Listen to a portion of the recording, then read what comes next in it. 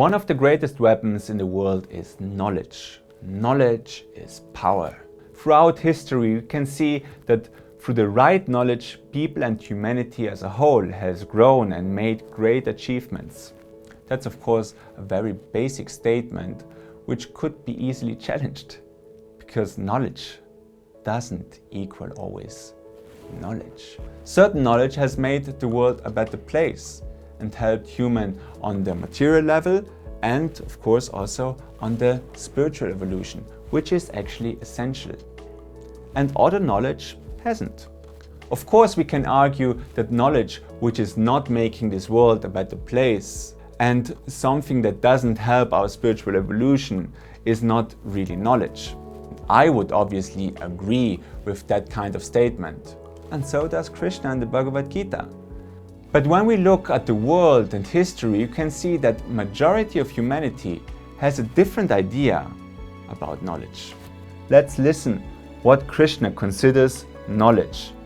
In chapter 13, verses 8 to 12, he says, being free from pride and deceit, humility, not harming, patience, integrity, service to a master, purity, steadfastness, and self-restraint, being detached from the sense objects, rising above the senses of ego, seeing the misery of birth, death, old age, and suffering, being without attachment and entanglement for son, wife, home, and other such things, being equal-minded, having exclusive, undeviating devotion to me, being in solitude, having aversion from mundane society, having constant dedication to the path of self-realization and the goal of truth.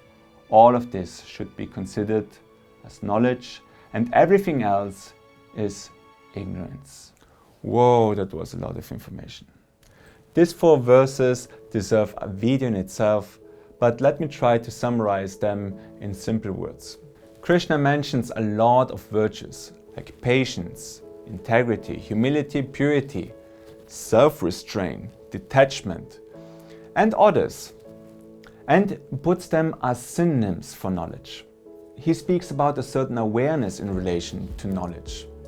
The awareness that this world is transitory and a constant cycle of birth, old age, illness, and death. In other words, material existence is limited, and attachment or misidentification with this material world and this body brings suffering. Therefore, we shouldn't be attached to this world, to family, to home, and to other material things. This does obviously not mean that we shouldn't care or love this world and the people and the things of this world. That would be the wrong conclusion. But because true love can only awaken when we are not attached, we need to be free from attachment. Then he speaks about certain actions in relation to knowledge, like service to the spiritual master, devotion to God, having a constant dedication to the path of self-realization, and the seeking of the ultimate truth, the striving. This is considered knowledge, everything else is ignorance. This is a big statement. It means that according to the Bhagavad Gita and Krishna, you can have all kinds of degrees, be a doctor, a professor, a magister, and much more. But if you do not have this awareness, this attitude, this striving, this virtues, then you are ignorant, period. That's because if you don't have this knowledge, you miss the whole point of life. The point of life of growing spiritually, getting to know yourself and your eternal relationship with God, the relationship between Atma and Paramatma, between the self and God. And instead, you get lost in the small things of this world. If we want to put this statement into the concept of the gunas, we have to go to chapter 18, verse 20 to 22, in which the same concept is explained according to the gunas.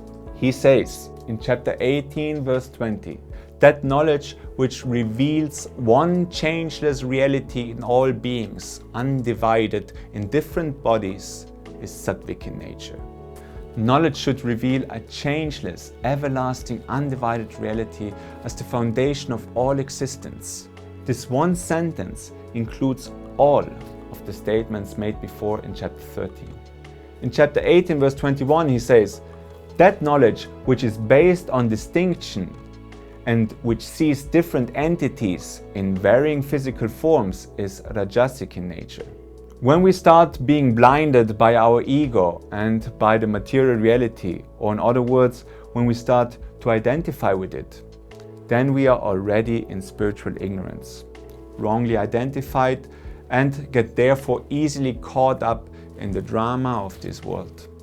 In chapter 18, verse 22, he says, "But that knowledge which is not based on reason, which clings to one single idea as if it were everything, which is oblivious to truth and therefore limited, that knowledge is declared to be tamasic."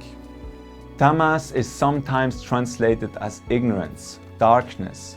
Therefore, it is obviously far away from truth, and in some sense, it is even wrong or almost a paradox to call tamasic knowledge, knowledge. But here we see that Krishna speaks to this world, which does have in many senses these misconceptions. And through the right knowledge, we can actually sharpen our discriminative faculties, our intellect, and acquire even more real knowledge.